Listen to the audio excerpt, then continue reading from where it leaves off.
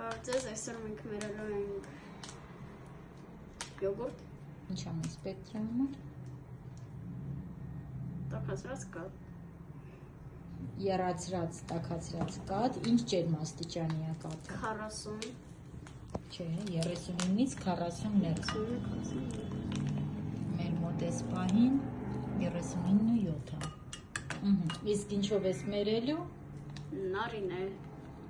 Նարինեի 4 մերան։ Ահա։ Դե արի արագ անենք, քանի կաթը չի սառել։ Ինչ ենք անում դրա համար։ Մի քանի քթար կաթ։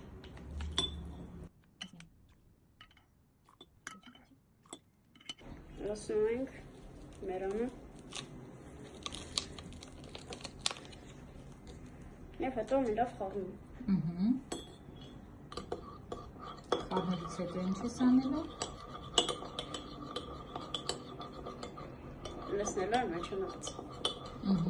Ու նորից լավ։ Եվ նորից խառնելու եմ։ Իսկ հետո քանի ժամ ես պահելու տակ։ 8-ից 10։ Յոգուրտի համար 8-ից 10։ Իսկ եթե սովորական մածուն լիներ։ Մոտավորապես 4 ժամ։ Նայ,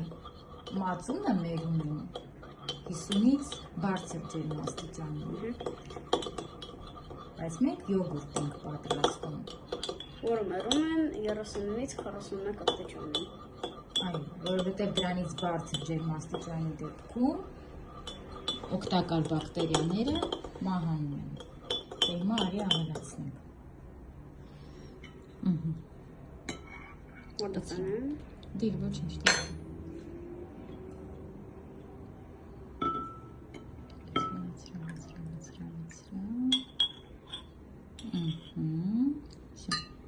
Ասել մի լավ խառնի։